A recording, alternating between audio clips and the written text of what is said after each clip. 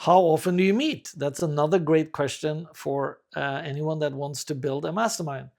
And this is something I've learned the hard way, and I've seen it over and over and over again. So if you want to leverage off of my 26 plus years of building and leading mastermind groups, you want to listen to me now. If you meet less than once a week, and I'm not saying you should do more, but actually once a week is a great formula to use.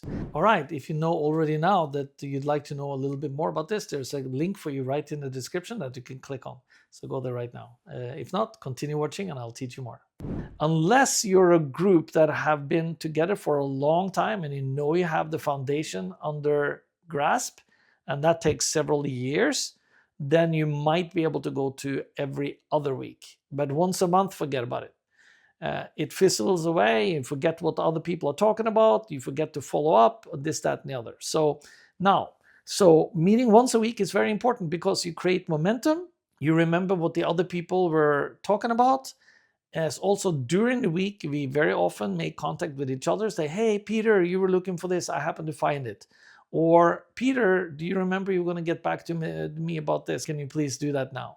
So those are the kind of things that happens with instant messaging, either via WhatsApp or Teams or Skype like we used before, or any messaging tool that you have, because you definitely want to be in a group where you can message each other outside of the meetings. And when it comes to how we meet, I will not talk about that here today, but it's another important topic as well.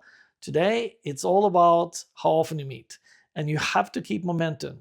Like Einstein said, nothing happens until something moves. And that's very true for mastermind groups as well.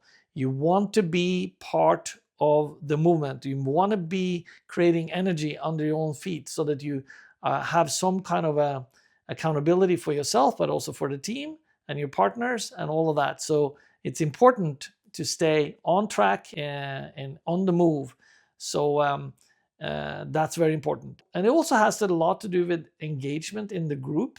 I'm reading another book, I just read it a little while ago, called Before Happiness by Sean Achor. Highly recommend you reading this book. He studied how people works in groups and who becomes leaders, so to speak.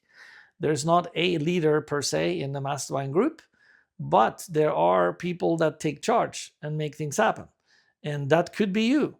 And you would be surprised if I tell you how that comes about. And I'll try to relate it to you here a little bit because it has to do with how often we meet and how we engage and all of that. It's interesting. They did a study, I think it was at UCS Berkeley. They didn't tell the groups what they were going to do, but they videotaped all these groups. There are 4 people in each group and they had many groups. And they just videotaped them how they started interacting.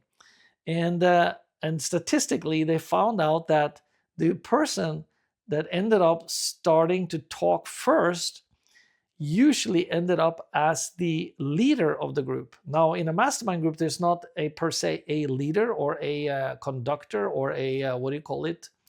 Lead. I forget the other words to use for that, but you know what I mean. And that's also how we have it in our group too. It's a group decision when we do things, and there's nobody that's leading the group or entertaining, or should I say, conducting the group. So when they did that study, that's exactly what they found out. The one that speaks up the first ends up usually being the so-called leader, quote unquote. And that's kind of interesting because many times when you start your group, you meet people or you're gathering for some kind of a formal/informal session, if you're the one that takes the word first, very often you look towards that. So if you want to be that person, that's something to keep in mind. If you don't want to be that person, that's also something to keep in mind, right? But anyway, I thought I'd share this with you in addition to the attendance or the how often you meet, because it's important and it's part of how a mastermind group evolves. And it's important to also see how people fit into that form and see how well they would be in your group, because you don't want to have a person that's too dominating and it's not doing, what do you call it, the group any good.